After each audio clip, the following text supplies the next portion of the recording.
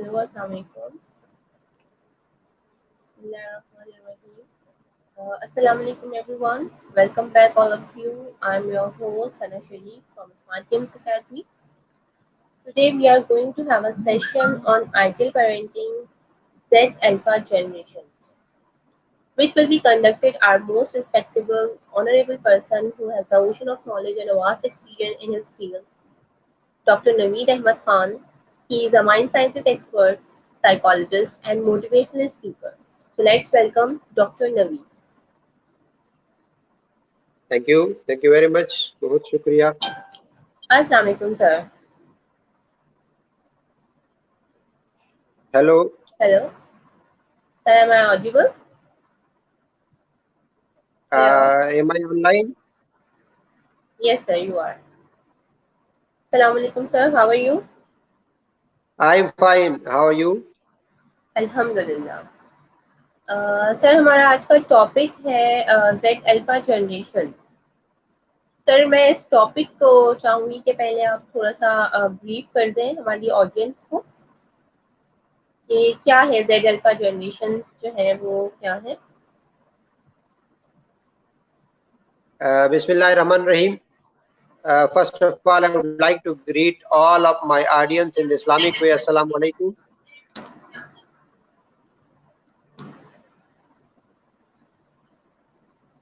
Hello. जी sir, continue. First of all, I would like to greet you in the Islamic way. Assalamu alaikum. मेरा नाम doctor Naveed Ahmad Khan है। Child development में PhD की हुई है। सबसे पहले तो आज के टॉपिक के बारे में हम बता दें कि आइडियल पेरेंटिंग का मतलब है you give each and every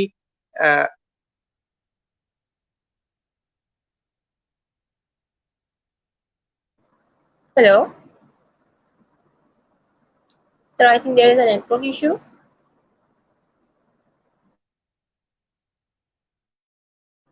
hello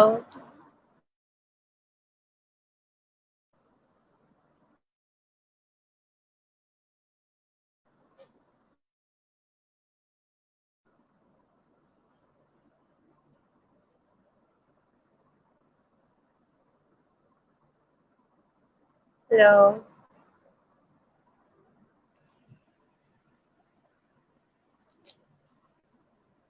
hello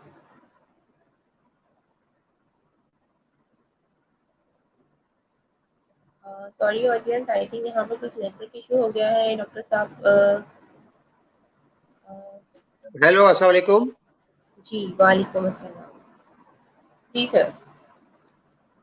जी, सबसे पहले तो मैं बता दूं कि जनरेशन जी और जनरेशन अल्फा क्या है। मतलब आजकल के बच्चे, जनरेशन जी जो है वो बच्चे जो 1995 96 से लेकर 2012 तक उनकी डेट ऑफ बर्थ है, जो कि ऑलमोस्ट बच्चे नहीं रहे, तो उनको जनरेशन जी कहा जाता है। जो अल्फा जनरेशन है, यानी जिनकी डेट ऑफ बर्थ 2012 या इसके बाद है, तो उनको जनरेशन अल्फा कहते हैं। जहां तक आइडियल पेरेंटिंग की बात है, तो आप चार चीजें, चार एस्पेक्ट ऑफ लाइफ जो है अपने बच्चे को देते हो, तो ये आइडियल पेरेंटिंग है। One is food, one is security हर लिहाज से, द थर्ड इज अफेक्शन, और फोर्थ जो है वो साइकोलॉजिकल ग्रोथ। तो ये जो चार चीजें हैं ये डेवलपमेंट में आती है, और अगर ये आप बच्चे को देते हो तो ये आइडियल पेरेंटिंग में आता है।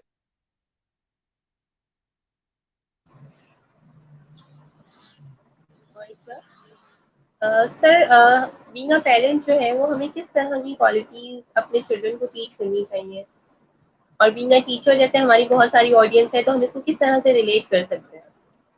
देखिए, चार चीजें हैं बच्चे में। अगर मैं साइकोलॉजिकल एस्पेक्ट की बात करूं तो चार बेसिक चीजें हैं जो हमने बच्चों को देनी है।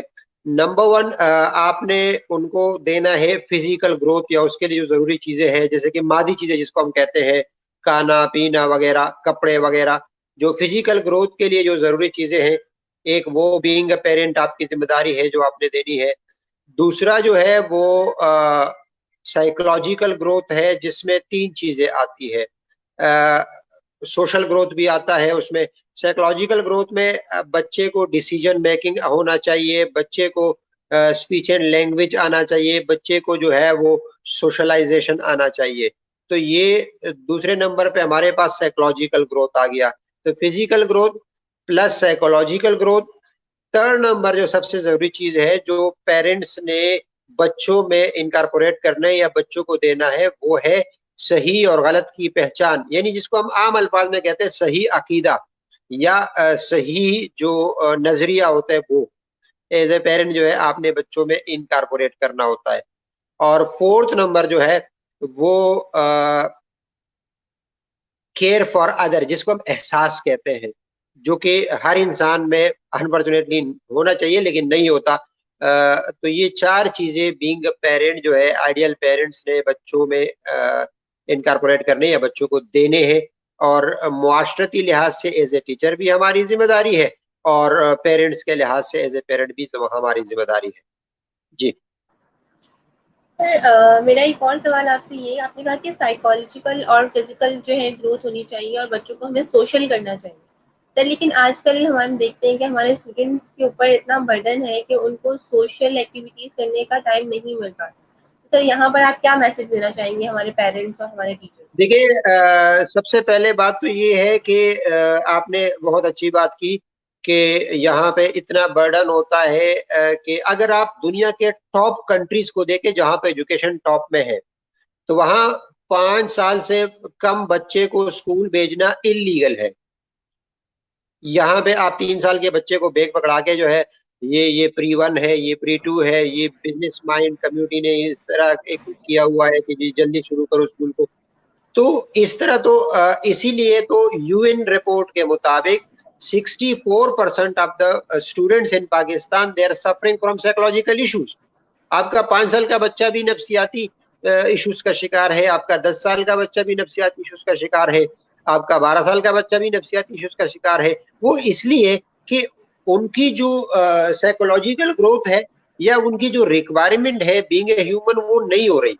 अगर सिर्फ बच्चे पैदा करना और उनको खाना पीना देना या उनको फिजिकल जरूरियात प्रोवाइड करना ही पेरेंट्स का काम होता या यही हमारी जिम्मेदारी होगी, तो ये जानवर हमारे हमसे बेहतर करते हैं, हमसे ज्यादा बच्चे भी पैदा करते हैं, हमसे ज्यादा उनकी बेहतर खुराक का इंतजाम भी करते हैं। लेकिन जो चीज हमें मुख्तलिफ करती है उनसे, वो है बेसिकली बीइंग ए ह्यूमन, आपके नफ्सियात, आपका एहसास। तो यही तो वजह है कि unfortunately I am sorry to say, आजकल हमारे पेरेंट्स को ये तो पता होता है कि अमेरिका में क्या हो रहा है, इमरान खान क्या करेगा, नवाज शरीफ क्या करेगा, जरदारी क्या करेगा, रशिया अफगानिस्तान पे हमला करेगा कि नहीं करेगा, अमेरिका और चाइना में क्या डीलिंग चल रही है। इवन कोरोना के कंस्पिरेसी थ्योरीज का भी आजकल के हर पेरेंट को पता होता है, लेकिन ये नहीं पता होता है कि मेरे बच्चे के नफ्सियाती जरूरियात क्या है। तो इस वजह से तो आपका बच्चा खुद को अकेला महसूस करता है। इसलिए इसलिए तो आपका बच्चा जी सर, आप आपसे बिल्कुल ठीक ज्यादा कह रहे हैं। टॉय इसलिए तो आपका बच्चा आपसे ज्यादा टॉयज से मोहब्बत करता है या टॉयज के साथ टाइम गुजारने में इजी फील करता है, बजाय कि पेरेंट्स के साथ वो टाइम गुजारे। सर आपके आइडिया से, आपके सजेशन से जो है आइडियल एज क्या है बच्चों को स्कूल में एडमिट करवाने के लिए? किस एज का कम बच्चा अज हमें कम अपने स्कूल में लेना चाहिए? बहुत जल्द भी आप लेके जाओगे तो 5 से 6 साल की उम्र का बच्चा जो है वो स्कूल जाना चाहिए। इससे पहले होम स्कूलिंग या मदर स्कूलिंग जो है वो इंतहाई जरूरी है और वो होना चाहिए। यहाँ पे आई एम सॉरी, मदर्स अपने आप को रिलैक्स करने के लिए या फ्री करने के लिए, बहुत सारे मदर मजबूर भी होते हैं, लेकिन ये चीजें वो 3 साल के बच्चे को स्कूल भेजती है जो कि बच्चे के साथ इंतहाई जुल्म है। सर आपने बिल्कुल सही कहा कि शायद यही एक वजह है कि हमारे बच्चे जो हैं वो पेरेंट्स से ज़्यादा आजकल मोबाइल फ़ोन्स की तरफ जो है इनकी साइकी बहुत ज़्यादा इन हो गई है कि वो वहाँ पर एंटरटेनमेंट ढूंढते हैं। तो सर हम कैसे दूर कर सकते हैं बच्चों को स्क्रीन टाइम से, और कैसे पेरेंट्स को हम गाइड कर सकते हैं कि वो उनको टाइम दें और उनकी तरफ उनकी इंटरेक्शन अपनी तरफ लेकर आए? देखिए, यहाँ पे मैं आपको आइडियल पेरेंटिंग, मेरी एक बुक है जो कि बहुत जल्द पाकिस्तान में पब्लिश होने वाली है, उसमें एक जुमला मैंने लिखा है कि एक प्रोफेसर साहब जो है एक जहाज में सफर कर रहे थे, तो एक छोटा बच्चा जो 7 साल का बच्चा है वो किताब पढ़ रहा था, 6 साल का 7 साल का बच्चा किताब पढ़ रहा था मुसलसल बहुत ज्यादा देर तक। जब किताब पढ़ रहा था, मदर भी किताब पढ़ रही थी, तो उस प्रोफेसर से रहा नहीं गया, उसने उस मदर से पूछ लिया कि आपने इस बच्चे को कायल कैसे किया किताब पढ़ने पे, हमारे बच्चे तो नहीं पढ़ते। तो उन्होंने जो जवाब दिया, वो जवाब मैंने अपने बुक में लिखा हुआ है। वो जवाब ये था कि बच्चे वो नहीं करते जो हम कहते हैं, बच्चे वो करते हैं जो हम करते हैं। बच्चा अभी 4 महीने का हुआ नहीं, बच्चा अभी 4 महीने का हुआ नहीं, माँ की तरफ देखता है, उसने भी मोबाइल पकड़ा हुआ है, वो भी मोबाइल कुछ सर्व कर रही है, यूजफुल के लिए, अनयूजफुल के लिए, टाइम पास के लिए, डजंट मैटर, लेकिन वो देख रहा है। फादर की तरफ देखता है तो फादर भी मोबाइल यूज कर रहा है। तो अब ये बच्चे के जहन में 4 महीने से लेकर 28 महीने तक ये सबसे जरूरी एज है। बच्चा जो देखता है वो इनकॉर्पोरेट करता है, वो वही वो करने की कोशिश करता है। तो इस एज में अगर आप बच्चे के सामने मोबाइल और टेक्नोलॉजी का इस्तेमाल करोगे, तो मेरे ख्याल में फिर आप उसके बाद बच्चे को अगर मोबाइल से रोकोगे, तो ऐसा है जिस तरह किसी नशे को आप नशे से रोकते हो। यहाँ सर तो बिल्कुल। प्रॉब्लम ये भी है कि जी जी, जी, कंटिन्यू। सर मेरा यहाँ पर सवाल ये था कि यहाँ तो प्रॉब्लम ये भी है, यहाँ तो प्रॉब्लम ये भी है कि बाजों का माँ या बाप अपने आप को ईज करने के लिए बच्चे के हाथ में मोबाइल पकड़ा देती है, कार्टून पकड़ा देती है। आपको पता है mobile addiction, specially cartoon addiction, is one of the worst type of addiction ever. ये आप ऐसा कर रहे हो जैसे बच्चे के हाथ में हेरोइन का पैकेट या आइस का पैकेट थमा देते हो।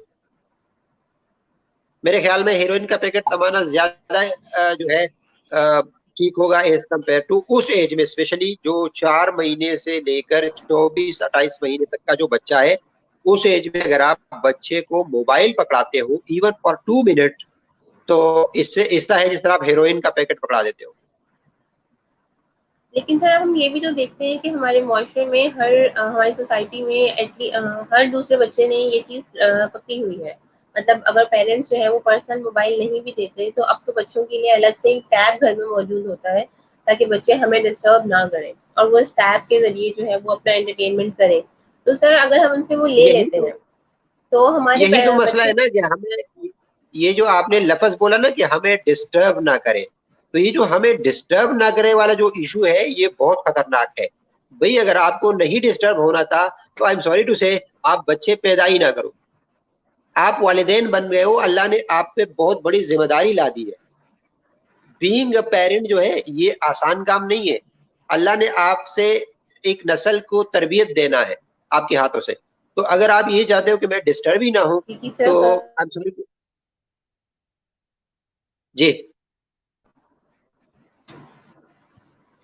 सर लेकिन ये भी तो है कि एक सोसाइटी में एक ये ट्रेंड बन चुका है आजकल, और अगर हम किसी एक बच्चे को ये नहीं देते हैं तो वो कॉम्प्लेक्स का शिकार होने लगता है कि सब लोग एक काम कर रहे हैं और मुझे ये काम करने की इजाजत नहीं है। तो सर इस मेरा कॉम्प्लेक्स से हम अपने बच्चे को कैसे बाहर निकालें? मेरा मतलब शुरू से था, 4 महीने से लेकर 28 महीने तक बच्चे को इस चीज से इंतहाई दूर रखे और बच्चे के सामने मोबाइल इस्तेमाल ना करें। 28 महीने के बाद स्क्रीन टाइम बच्चों का बहुत मिनिमम रखे।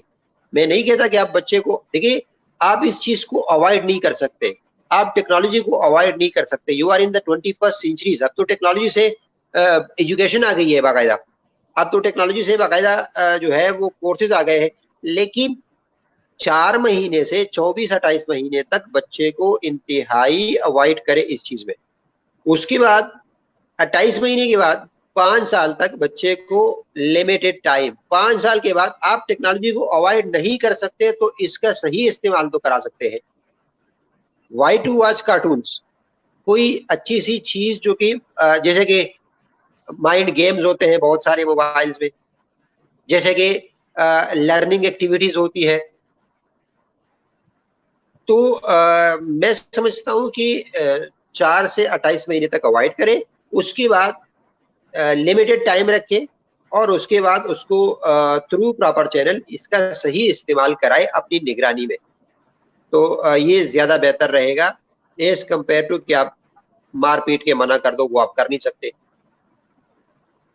जी। सर लेकिन अब जो है वो हमारी जनरेशन, क्योंकि अब एक इस तरफ आ चुकी है जो बहुत ज्यादा एडिक्टेड हो चुकी है इस स्क्रीन की। सर बीइंग अ टीचर और बीइंग अ मदर, क्योंकि मदर का एक बहुत बड़ा रोल होता है घर पे, तो मैं आपसे यही पूछना चाहूंगी कि बीइंग अ मदर और बीइंग अ टीचर जो है हम कैसे गाइड कर सकते हैं और हम कैसे मोल्ड कर सकते हैं अपने बच्चों को, अपने किड्स को, अपने स्टूडेंट्स को, कि वो स्क्रीन टाइम से हटकर और दूसरी एक्टिविटीज की तरफ या फिजिकल एक्टिविटीज की तरफ हम मोल्ड करें, तो इसका क्या इफेक्ट होगा और हम इसे किस तरह से कर सकते हैं? कोई सजेशंस आपके? जी, इसका सबसे बेहतरीन तरीका ये है कि आप बच्चे का स्केड्यूल बनाएं, एक शेड्यूल बनाएं, उसमें एक टाइम टेबल है बच्चे का, उसमें टेलीविजन टाइम भी रखे, उसमें मोबाइल टाइम भी रखे, उसमें फिजिकल एक्टिविटीज भी रखे। लेकिन ये मैं बात कर रहा हूँ 3 साल से बड़े बच्चे के लिए। 3 साल से कम बच्चे को अगर आप दे रहे हो तो गलत कर रहे हो।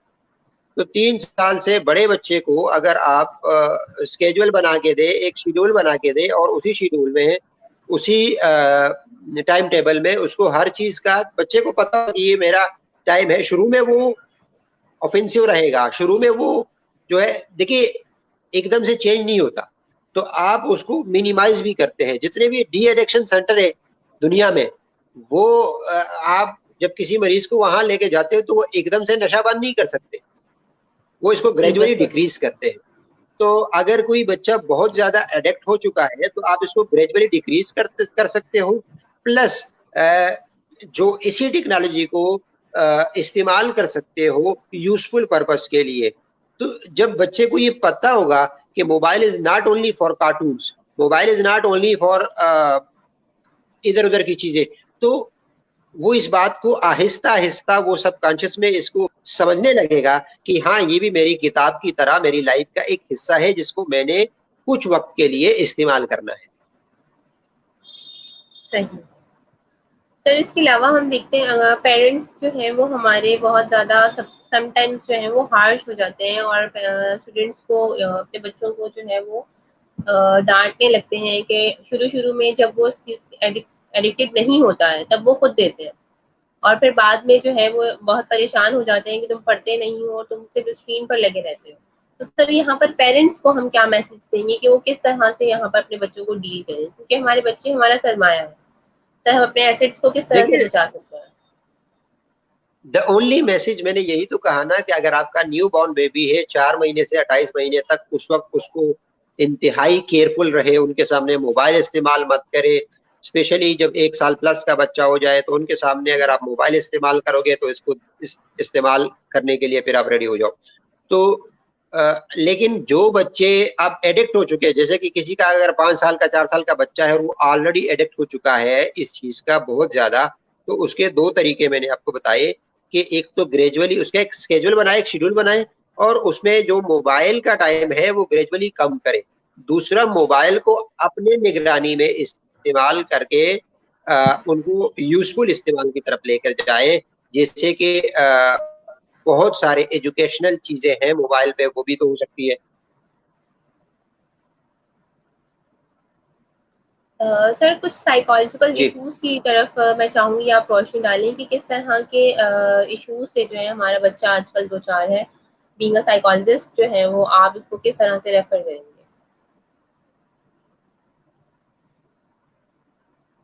जी, सबसे पहले जो 3 मेरे ख्याल में बड़े इश्यूज हैं जो आजकल के बच्चे को होते हैं। एक, सबसे पहले बच्चा जो है वो इनसिक्योर है हमारे सोसाइटी में, इवन अपने पेरेंट्स से भी इनसिक्योर है। मैं आपको थोड़ा सा एक्सप्लेन करता हूँ, कुछ पेरेंट्स को शायद मेरी बात अच्छी ना लगे। मैं मिसाल के तौर पे, हम बच्चे से ग्लास टूट जाए तो वो हम उसको उतना डांटते हैं या मारते हैं, लेकिन हमने बच्चे को कभी ग्लास रखने का सही तरीका नहीं सिखाया, या ग्लास टूटने के बाद भी उसको सिखाएंगे नहीं कि ग्लास कैसे रखना है, लेकिन उसको मारेंगे या डांटेंगे। तो सबसे पहले जो उनके माइंड में, ये शुरू में नहीं होती, कोई भी साइकोलॉजिकल इशू जो है वो 1 डे या डे 1 से नहीं होती, ये बात हमेशा याद रखिएगा। वो ग्रेजुअली जो है आपके माइंड में आती है, आपके सबकॉन्शियस माइंड में वो फीलिंग्स आती है।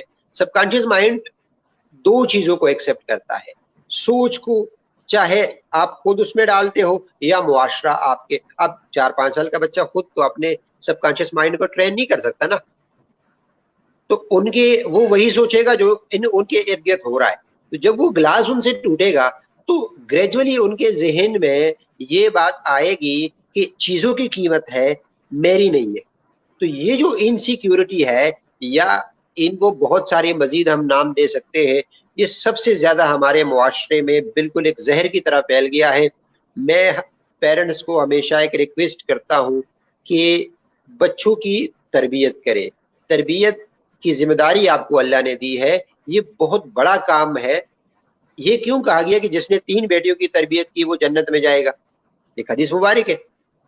क्योंकि तरबियत करना आसान काम नहीं है, और अल्लाह ने आप पे ये बोझ डाला है तो इसका मतलब आप कर सकते हो, क्योंकि अल्लाह किसी इंसान पे उनके बसात से ज्यादा बोझ नहीं डालता। तो सबसे पहले सबसे बड़ी जो एक प्रॉब्लम है, वो हमारे बच्चों के सबकॉन्शियस माइंड में ये बात फैल गई है, या डाल दी गई है, या डलवाई गई है कि चीजों की कीमत है, हमारी नहीं है। आपके कार पे अगर आपका बच्चा स्क्रैच डाले तो आप क्या करेंगे? क्योंकि चिल्लाएंगे। बच्चे को पता है कि कार जो है वो 20-25 लाख का है, मेरी वैल्यू नहीं है। तो ये बात डे वन से नहीं होती या वन डे में नहीं होती, ये बात बहुत ज्यादा ये रिपीटेटिव वाकयात हो के आती है। तो मेरे ख्याल में ये एक सबसे बड़ी इशू है। हमने अपने बच्चों को ऊन करना है। आप ऊन नहीं करोगे, देखिए, unconditional love is the right of every parent. Unconditional love is the right of every child. जिस तरह पेरेंट्स का हक है, उस तरह बच्चों का भी हक है। तो मैं समझता हूं कि अगर बच्चे को अफेक्शन दिया जाए, बच्चे को मोहब्बत दी जाए, दूसरी जो चीज वो फेस कर रही है वो है लैक ऑफ अफेक्शन या लैक ऑफ लव। वो इसलिए कि हमारे पास बच्चों के लिए टाइम नहीं होता। अब जब बच्चे को घर से अफेक्शन नहीं मिलेगी, घर से लव नहीं मिलेगी, ये ह्यूमन नीड है, वो बाहर से जो है उसको ढूंढने की कोशिश करेगा। बाहर जाएगा तो क्या प्रॉब्लम्स होंगी वो आप सबको पता। तो ये बहुत बड़ी चीज है कि आप बच्चों को टाइम दे।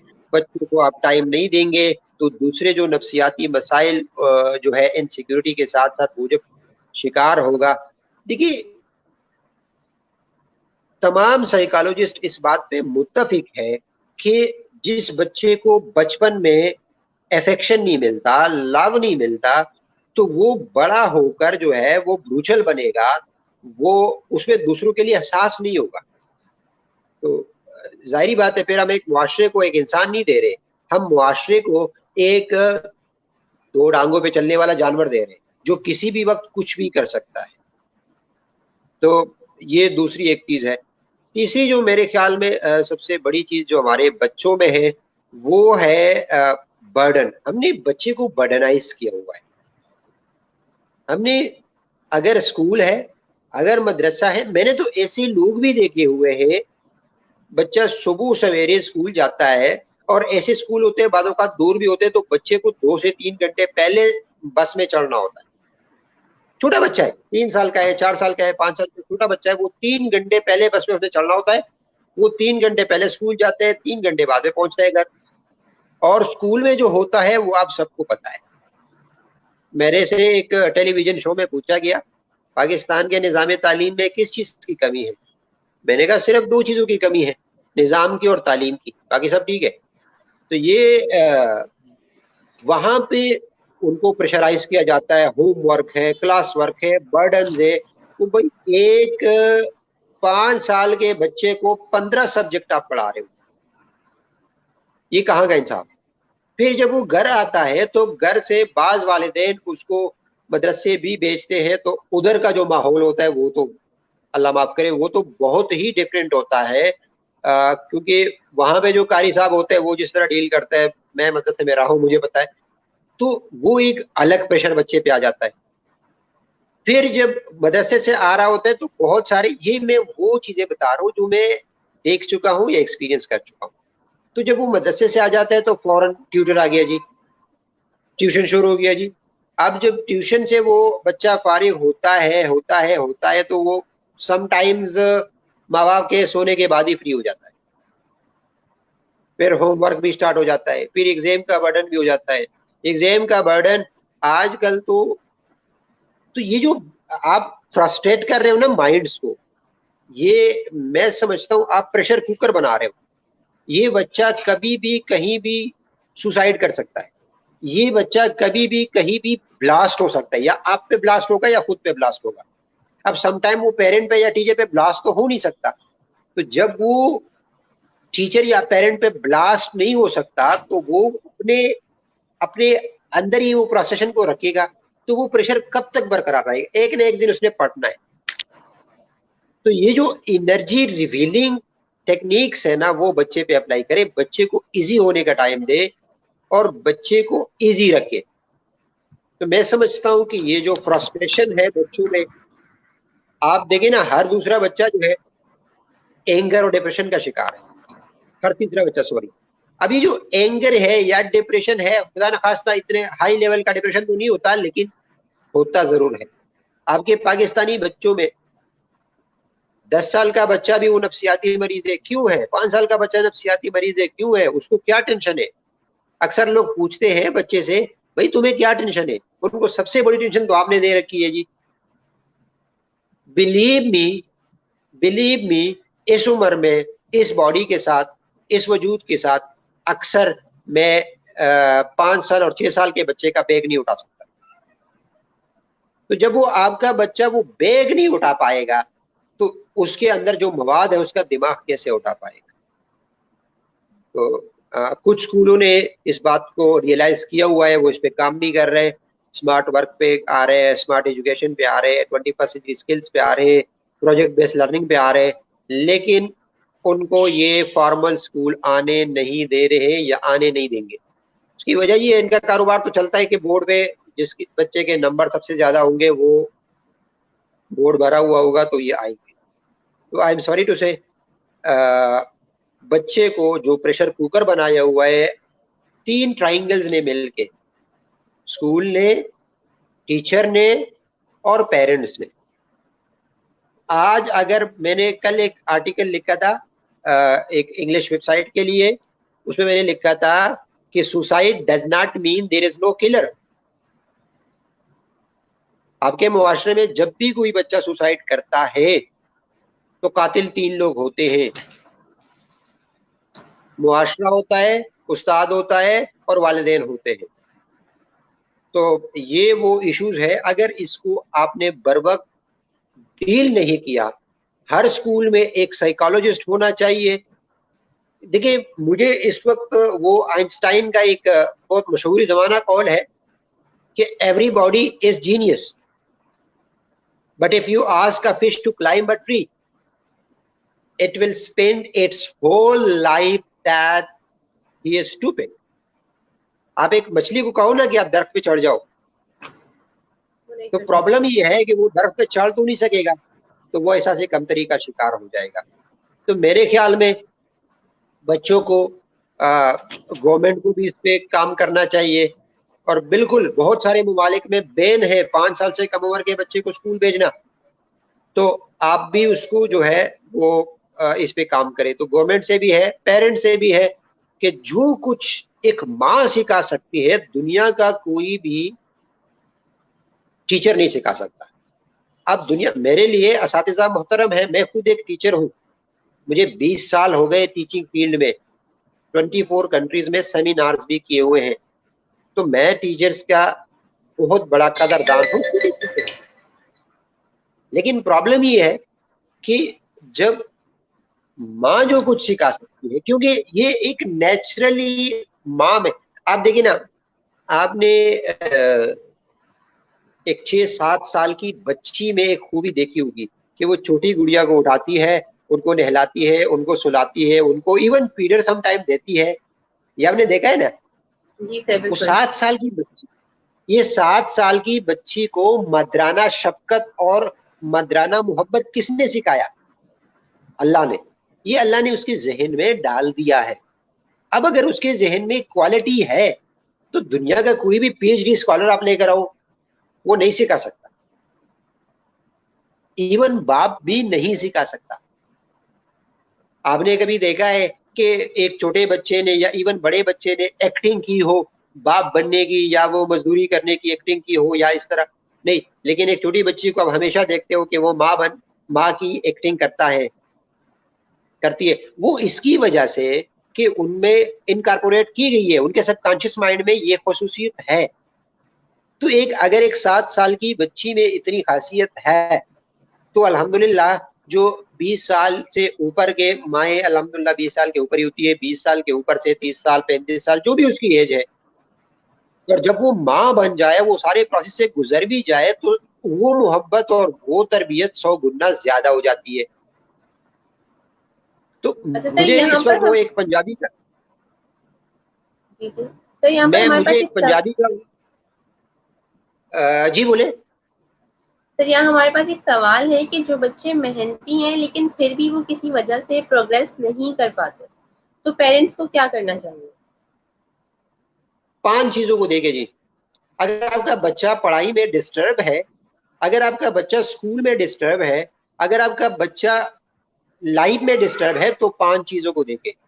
नंबर 1, उनके सोशल सर्कल को देखे, किससे मिलता है, कैसे मिलता है, कब मिलता है, कहाँ मिलता है। ठीक है जी।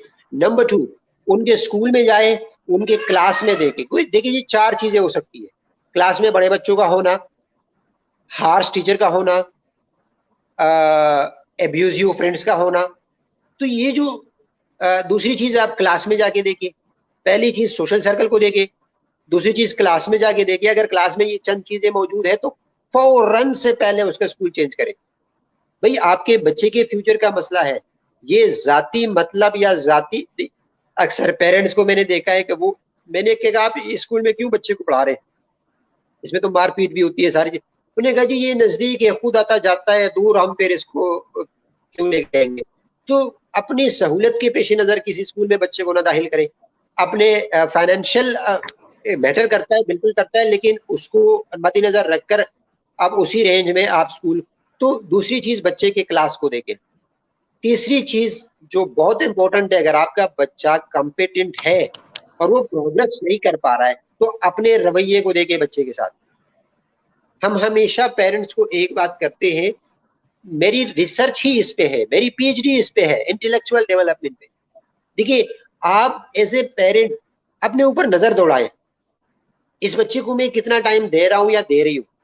इस बच्चे के लिए मैं एज ए, देखिए, खाना खिलाना फादर की ड्यूटी नहीं है, मदर की ड्यूटी नहीं है। बहुत सारे लोग मुझसे इत्तेफाक नहीं करेंगे। वो, अल्लाह ने वो ड्यूटी अपने जिम्मे ली है। हाँ ठीक है, हमारे हाथों से, हमारे वसीले से उनको खाना मिलता है। That's that's not all what a parent can do. सबसे थर्ड नंबर जो आपने देखना है कि अगर आपका बच्चा कॉम्पिटेंट है और वो प्रोग्रेस नहीं कर रहा है, तो नंबर 3, अपने रवैये को देखे। नंबर 4, अपने एक्सपेक्टेशंस को देखिए। हमारी प्रॉब्लम ये है कि हम नर्सरी के बच्चे से भी एक्सपेक्ट कर रहे हैं कि वो वैसा परफॉर्मेंस दे जैसे बड़ा बच्चा देता है। या हम एक छोटे बच्चे से, देखिए, everybody is genius with different aspect, everybody is genius with different aspect. तो अगर आप इस चीज को देख ले कि आप देखिए इस चीज को कि एक बच्चा है, मिसाल के तौर पे, मेरे एक दोस्त कहता है कि मैंने एक दिन अपने माँ बाप से कहा कि मैं फोटोग्राफर बनना चाहता हूँ, मिसाल के तौर पे। तो वो कहता है मेरी एक फूफो बैठी हुई थी, फूफो वैसे भी बदनाम है दुनिया में, पाकिस्तान में। वो कहते हैं मेरी एक फूफो बैठी हुई थी, उसने कहा जी मेरा बेटा नहीं बन सका, तुम क्या बनोगे। मैं अपने एक बहुत मुहतरम, हमारी एक फीमेल प्रिंसिपल साहिबा थी, उनका बेटा बहुत डिस्टर्ब था। जब मैं उनके घर गया, उनको किया, वो pre medical, FSc pre medical में पढ़ रहा था। तो जब मैंने सारी चीजें डायग्नोज कर दी, तो प्रॉब्लम कहाँ हुई, क्योंकि उसी प्रिंसिपल साहिबा का बड़ा बेटा जो था वो डॉक्टर बन रहा था, वो मेडिकल कॉलेज में था। वो प्रिंसिपल साहिबा यही चाहती थी कि मैं चाहता हूँ कि मेरा वो वाला बेटा डॉक्टर बन रहा है, तो ये वाला भी डॉक्टर बनेगा, ताकि कल को लोग ना कहे कि दोनों की तरबियत एक जैसी नहीं हुई। तो ये जो माइंड सेट है ना, 4 चीज आप अपनी एक्सपेक्टेशन को देख लीजिए। सवाल था ना कि बच्चा परफॉर्म नहीं कर रहा है, तो चार चीजें सोशल को देख ले, उसके आसपास देखे, कौन है, क्या है, कैसे है। नंबर 2, आप उसके स्कूल को देखे। नंबर 3, आप अपने रवैये को देखे बच्चे के साथ। नंबर 4, आप एक्सपेक्टेशन को देख लीजिएगा, आपके बच्चे से क्या एक्सपेक्टेशन है। अब अगर, अच्छा, वो जो मैं जिसका जिक्र कर रहा हूँ, जिनका जिक्र मैं कर रहा हूँ, जब उन्होंने फर्स्ट ईयर पढ़ने के बाद अपने बच्चे को वहां से निकाल के कंप्यूटर इंजीनियरिंग में डाल दिया, वो बच्चा जो पेपर फेल करता था वो टॉपर बना। वजह क्या थी? वजह ये है कि आप एक्सपेक्ट वो कर रहे हो। मैंने यही तो अर्ज किया ना कि अगर आप मछली से ही एक्सपेक्ट करोगे कि वो दरख्त पे चढ़ जाए, तो मेरे ख्याल में वो मछली तो अपने आप को स्टूपिड समझेगी, लेकिन आपको।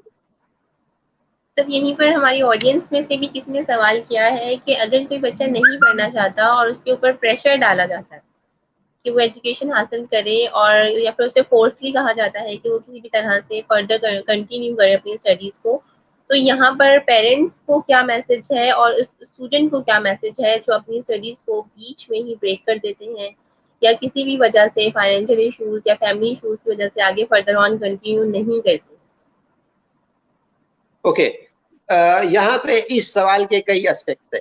पहला एस्पेक्ट, अगर बच्चा नहीं पढ़ना चाहता, देखिए मैं तमाम पेरेंट्स से एक गुजारिश करूंगा, एक साइकोमेट्रिक टेस्ट होता है, एक छोटा सा टेस्ट होता है जो आप 5 साल से 8 साल के बच्चे को कर सकते हो। वो जो साइकोमेट्रिक टेस्ट है वो आपके बच्चे के बारे में आपको बताता है कि नफ्सियाती तौर पे ये कौन से फील्ड के लिए। समटाइम बच्चा को बता नहीं पा रहा होता है, क्योंकि हमने डिस्टेंस इतना रखा हुआ है ना, हमने डिस्टेंस इतना रखा हुआ है कि आपको बता नहीं पा रहा होता है। देखिए, कामयाब पेरेंट्स की सबसे पहली निशानी ये है कि आपका बच्चा आपसे हर एक चीज शेयर करे। जिस दिन आपके बच्चे ने आपसे चीजें शेयर करना शुरू कर दी, आप समझ जाओ कि आपने पेरेंट्स के पेरेंटिंग के सही रास्ते पे जा रहे हैं। तो सबसे पहले तो देखिए, कोई भी बच्चा जो है, मैंने अगेन वही अर्ज किया ना कि एक बच्चा स्कूल से क्यों भागेगा, स्कूल से क्यों भागेगा, तो वही 4 रीजन जो इससे पहले मैंने क्वेश्चन में कहे, उसके सोशल सर्कल को देखें। क्योंकि बच्चे को हम उतना टाइम नहीं दे रहे जितना टाइम उसको मोबाइल दे रहा है, जितना टाइम उसको बाहर का दोस्त दे रहा है, जितना टाइम उसको स्ट्रीट चाइल्ड दे रहा है। तो अगर आपके बच्चे को स्ट्रीट चाइल्ड टाइम दे रहा है, तो ये आपके लिए इंतहाई अलार्मिंग बात है। क्योंकि साइकोलॉजिकली मैं आपको एक बात बताऊं, इमरान खान साहब ने एक, जब ये प्राइम मिनिस्टर ना भी थे, तो केपी में, पेशावर में एक बहुत बड़ा प्रोजेक्ट शुरू किया स्ट्रीट चिल्ड्रन के लिए, एजुकेशन का, जमुन कोर के नाम से। ये इसलिए मैं बयान कर रहा हूँ, ये बहुत रिलेटेड है। मेरी जो मेरा भाई या मेरी बहन है उसको मेरा जवाब मिल जाएगा।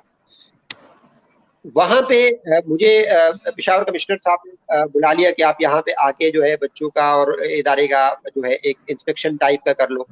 मैं वहां पे जब गया तो वहां के डायरेक्टर साहब बहुत पढ़े लिखे इंसान थे, यूनिवर्सिटी के से जो है वो चांसलर भी मेरे ख्याल में रह चुके, वाइस चांसलर रह चुके हैं, तो फॉरन में रह चुके, बहुत पढ़े लिखे इंसान थे। तो उनके साथ बैठे हुए थे, तो उनके साथ जब बच्चों को मामलात हमने देखे, तो वहां पे ना बहुत सारे बच्चे ऐसे थे। अब देखिए, जरा कंडीशन गौर करें, स्ट्रीट से बच्चे को उठाए, वो बच्चा जो फुटपाथ पे सोता था, सारा दिन भीख मांगता था या किसी मिस्त्री के साथ काम करता था, उनको उठा के आप एक वीआईपी कंफर्टेबल हाउसिंग सोसाइटी में रखो, उसको हर वो चीज दो जो एक अपर क्लास अपने बच्चे को दे सकती है।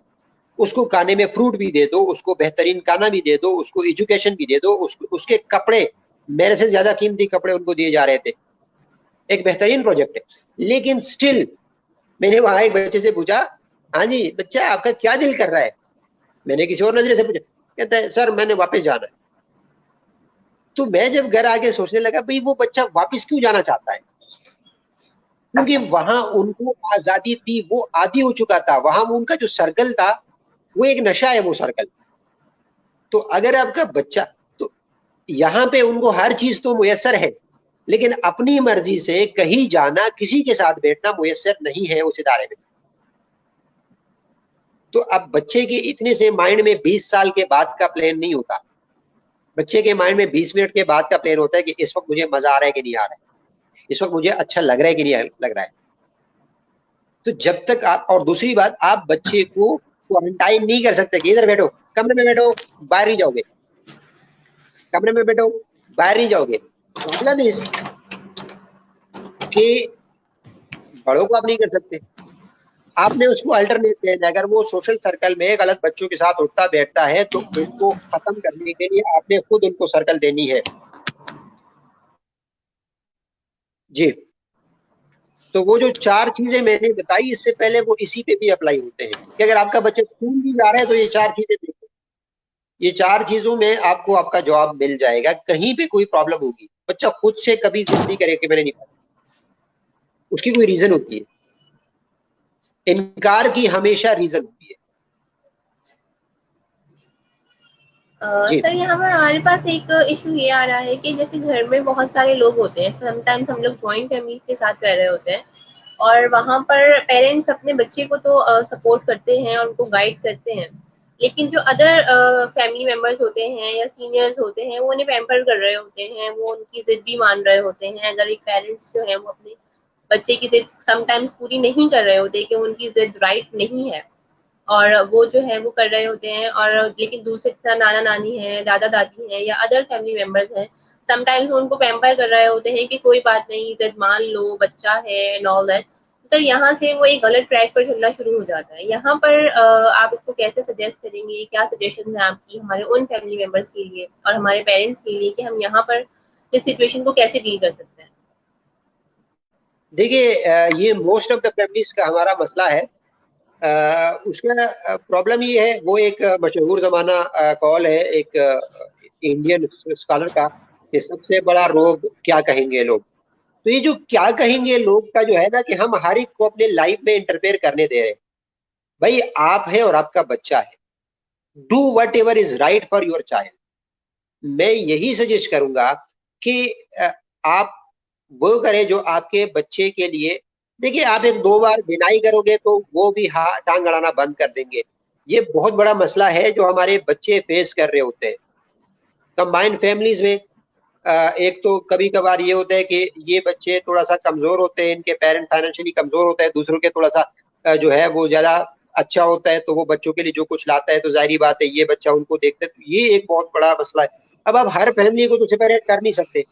तो जब आप हर फैमिली को सेपरेट नहीं कर सकते तो उसमें बेहतरीन तरीका ये है कि आप सबसे ज्यादा टाइम अपने बच्चे को दें और सबसे ज्यादा अपने बच्चे को ये एहसास दिलाएं कि I am your mother, I am your father, और मैं ही जो है आपका सब कुछ हूँ। तो जब बच्चा आपको सब कुछ समझने लगे, जब बच्चा आपके पास आने लगे, तो इस वक्त से आपका जो कामयाबी का सफर है वो शुरू हो जाता है।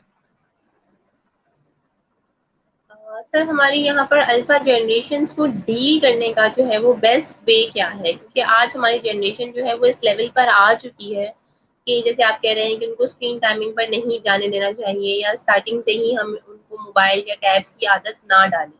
लेकिन सर हम देखते हैं कि इस वक्त हमारा बच्चा और हमारे किड्स जो भी हमारी जनरेशन है वो इतनी एडवांस हो चुकी है कि अगर हम इसको इससे दूर करते हैं तो वो एक एडिक्शन है। जिस तरह आपने कहा कि उनको एक एडिक्टेड उसकी जो है ड्रग्स की आदत लग जाती है, इसी तरह हमारे बच्चों को इस स्क्रीन की आदत लग चुकी है, वो एडिक्टेड हो गए हैं बहुत ज्यादा। तो सर इस एडिक्शन को हम कम कैसे कर सकते हैं? बीइंग अ टीचर इसमें हमारा क्या रोल है?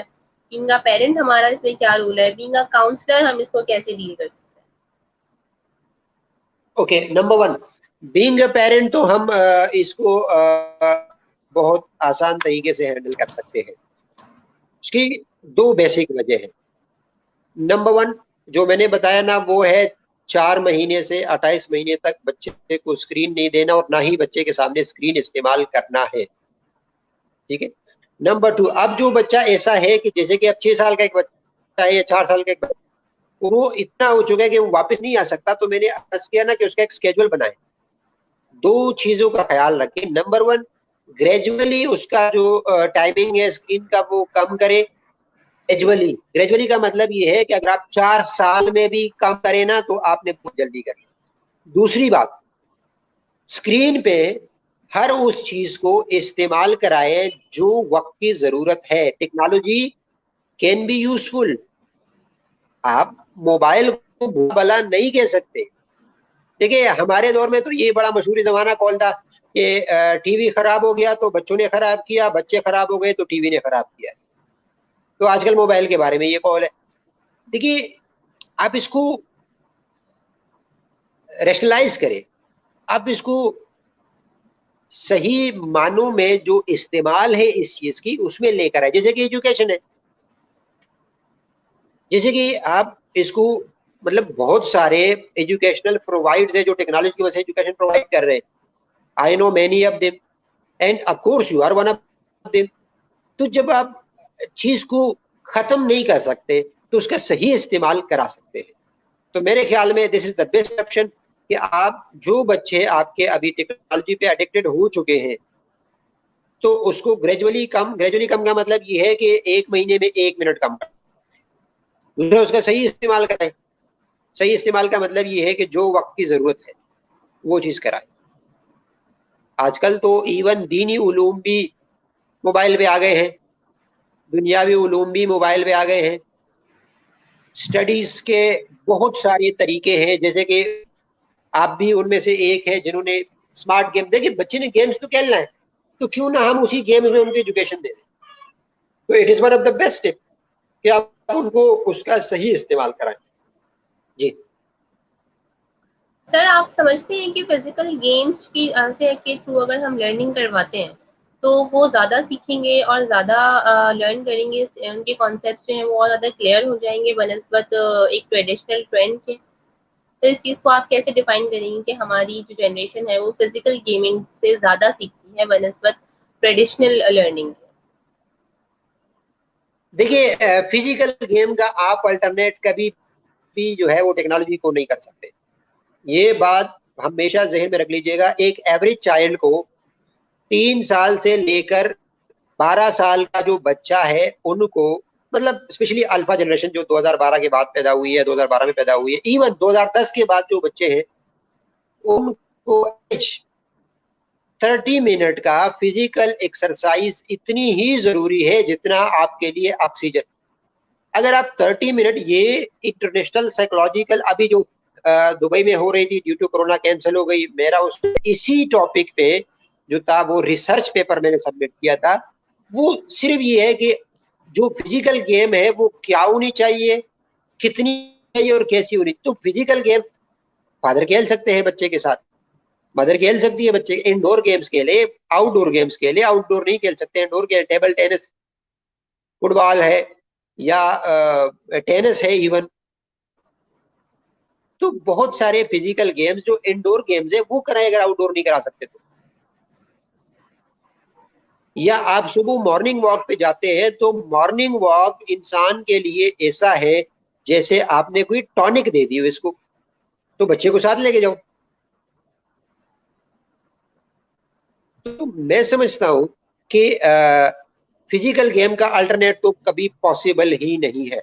हाँ, अलबत्ता फिजिकल गेम के साथ साथ अगर आप टेक्नोलॉजी का सही इस्तेमाल कराए आधा घंटा 1 घंटा तो मेरे ख्याल में वो यूजफुल रहेगा।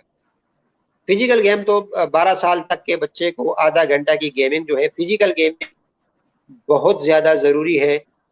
और इससे 1 मिनट भी आप कम उनको दोगे तो मेरे ख्याल में उनकी जो जिस्मानी और जहनी नशोनुमा है वो बहुत जो है। एक गेम, सिर्फ मैं आपको बताऊं, सिर्फ एक क्रिकेट के गेम में आपके 22 स्किल्स जो ऐसे हैं ना, क्रिकेट में हम एक आम गेम समझते हैं, बल्कि हमारे दौर में तो पेरेंट्स हमें मना करते थे। क्रिकेट के गेम में 22 लाइफ स्किल्स है, उसमें फोकस एक है, फोकस। क्योंकि जब भी आपका फोकस रहेगा लाइफ में सबसे इंपॉर्टेंट जो 35 स्किल्स उसमें से एक फोकस है। तो अगर मेरे ख्याल में ऐसे सेमिनार या वेबिनार अरेंज हो जाए जिसमें पेरेंट्स को ये बता दिया जाए कि कौन से फिजिकल गेम में कौन सी लाइफ स्किल बच्चे को आ सकती है तो इट वुड बी ग्रेटफुल। तो फिजिकल गेम का नो अल्टरनेटिव, वो बहुत जरूरी है। और at least minimum 30 minute per day 24 hour में। जी तो सर कुछ स्टूडेंट्स होते हैं जो शुरू से ही बच्चे बहुत जिद करने लगते हैं और बहुत ज़्यादा ज़िद्दी हो जाते हैं। तो बीइंग अ साइकोलॉजिस्ट मैं आपसे पूछना चाहूँगी कि उनकी क्या इश्यूज़ होते हैं और उनको किस तरह से टैकल किया जा सकता है? तो जो हर बात में ज़िद देखिए, करते जैसे कि हैं मैंने और हर पहले भी बताया ना कि जो जिद्दी बच्चा होता है ना, जिद्दी बच्चा खुद से जिद्दी नहीं बनता। वो जिद को लोग करते हैं जो एहसास महरूमी का शिकार होते हैं।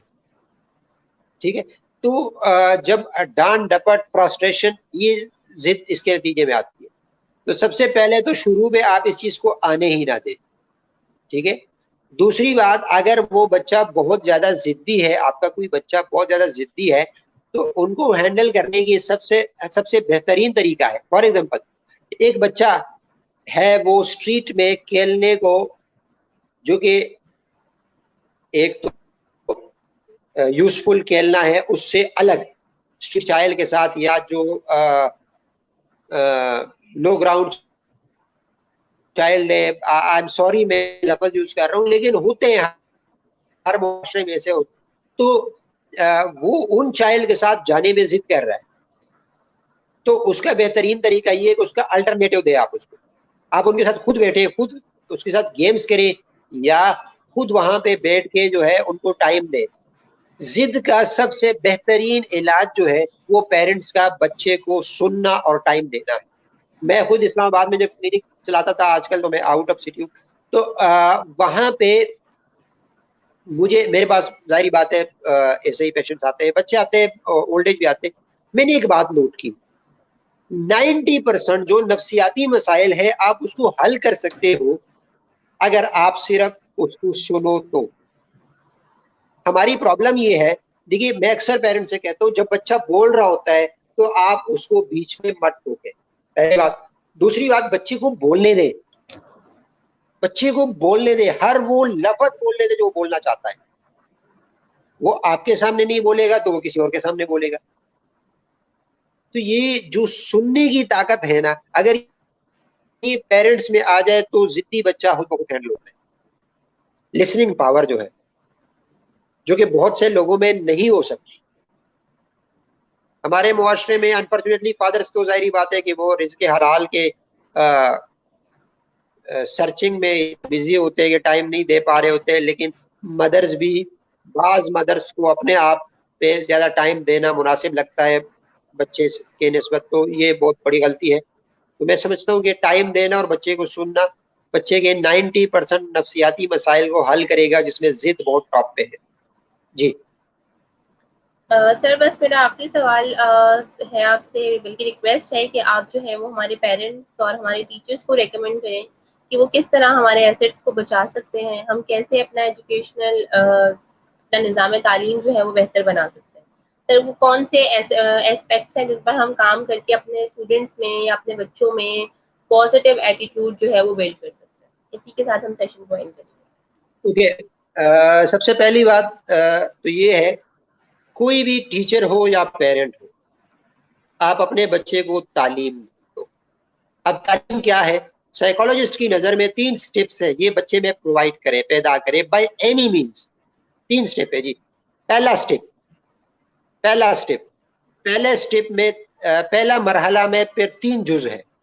नंबर 1, बच्चे को मुशाहिदा करना सिखाएं, बच्चे को देखना सिखाएं। तो खुद भी देखता है, लेकिन मैं एक बेहतरीन एजुकेशनिस्ट है, माइकल डॉज डेविड है कि किस तरह नाम मेरे दिन से निकल गया, उसने अपने किताब में लिखा है कि a good teacher is to tell you where to look, not what to look.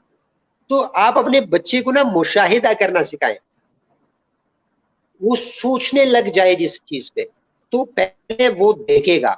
अल्लामा इकबाल ने फरमाया था ना कि अल्लाह ने इंसान की आंखों को फजूल में तो नहीं पैदा किया। तो ये बहुत बड़ी चीज है। पहले मरहले का जो पहला स्टेप है वो ये है कि आप अपने बच्चे को देखना सिखाएं, हर चीज, हर तरफ, और वो खुद अब पहला स्टेप ये हो गया। दूसरा स्टेप, वो उसी चीज को ऑब्जर्व करे, एनालिसिस करे, एनालिसिस करे। क्योंकि मुशाहिदे के बाद एनालिसिस आती है, उनके जहन में क्वेश्चंस आते हैं, तो सबसे ज्यादा देखिए जब वो खुद सोचेगा ना, हम क्या करते हैं, हम करते जी बेटा ये क्या है, और 40 सेकंड से पहले बता देते हैं बेटा ये बॉल है, बेटा ये क्या है। अब उसने सोचना शुरू भी नहीं किया, देख तो रहा है वो, लेकिन उसको सोचने के टाइम दिए बगैर आपने कहा जी ये पेन है, तो सेकंड मेक देम थिंक, कि वो देखे, दूसरा वो सोचे, एनालिसिस करे, और थर्ड नंबर इंटरप्रीट करे। वो उसका कोई मुशाहिदा जो उसने किया, जो एनालिसिस उसने किया, उससे कुछ रिजल्ट निकाले। जिस दिन आपने ये किया, आपने एक मरहला सर कर दिया तालीम का। दूसरा मरहला साइकोलॉजिकल ग्रोथ है। साइकोलॉजिकल ग्रोथ बच्चे में अगर आप नहीं कर रहे तो आप बच्चा नहीं, आप एक बॉम्ब, टाइम बॉम्ब बना रहे हैं जो किसी वक्त फट सकता है, या खुद पे या दूसरों पे। साइकोलॉजिकल ग्रोथ में बच्चे को आप 5 चीजें सिखाएं: खौफ, उम्मीद, गम, खुशी। तो ये जो और एक जो है इनाम, 5 चीजें हैं: खौफ, गम, खुशी, उम्मीद और इनाम। ये 5 बच्चों को सिखाएं कि गम होगा तो क्या करना है, खुशी होगी तो क्या करना है, कैसे करना है, उम्मीद, एक्सपेक्टेशन क्या रखनी है, किससे रखनी है, कैसे रखनी है। खौफ आ गया, लाइफ का बहुत बड़ा फैक्टर है फियर, वो आएगा तो आपने क्या करना है, बच्चे को सिखाएं। और 5th नंबर इनाम, रिवार्ड, बच्चे को सिखाए किससे एक्सपेक्ट करना है, किससे मांगना है, किससे नहीं मांगना। इनाम किससे मैं एक्सपेक्ट करूंगा, मुझे कौन देगा। तो ये जो इनाम का मतलब any reward, any reward, even शाबाश भी एक रिवार्ड है, इवन वेल्डन भी एक रिवार्ड है। तो ये किससे और कैसे एक्सपेक्ट करेगा, तो ये आपने करना है जी। Thank you so much, sir, Dr. Naveed Ahmed. It was very informative and eye-opening session for parents. Last में मैं चाहूंगी कि आप हमारे व्यूअर्स के लिए दो जुमले कहें और हम इसके साथ ही अपने सेशन को एंड करेंगे। 2 लाइंस में अपने व्यूअर्स के लिए ये कहूंगा कि अपने अंदर एहसास पैदा करें। मुझे जावेद अहमद गामदी साहब का एक जुमला बहुत खूबसूरत लग रहा है कि आपके पास अपनी जरूरत से ज्यादा जो कुछ भी है वो मुआशरे का है। तो एहसास, जिस तरह ये पेंडेमिक चल रहा है तो आसपास के, आपके आसपास ऐसे बहुत सारे लोग होंगे जो कि अफेक्टेड होंगे, बहुत सारे लोग होंगे जो कि जिनको इस वक्त आपकी जरूरत है। समटाइम्स दिलासा जो है, या जो आप किसी को जुबानी तसल्ली देते हो, ये भी बहुत बड़ा काम करता है। तो मैं समझता हूँ कि हमें एहसास, एक वाहिद चीज़ है जो हमें इंसान बनाती है, और हमारे अंदर एहसास होना चाहिए। मुआशरे के लिए हमें आते हैं जो काम दूसरों के हैं वही लोग जहां में अच्छे, आगे पीछे पढ़ लिया, इकबाल का एक शेर है। तो ये बहुत ज्यादा जरूरी है मेरे ख्याल। शुक्रिया। अल्लाह हाफिज। पाकिस्तान जिंदाबाद। Thank you so much sir. Allah Hafiz. The audience, I think it was very informative session for you also, being a parent, being a teacher, and being an audience too. Kindly give your comments, whatever you learned, whatever you heard. If you have any more questions, you can comment below, so we will give you answer further. And I would like to inform participants our next session we have rescheduled for tomorrow. The real self to ideal self, which will be which has some issues with this session. So we have rescheduled for tomorrow on 3:30 p.m. Stay tuned. Thank you so much. Allah Hafiz.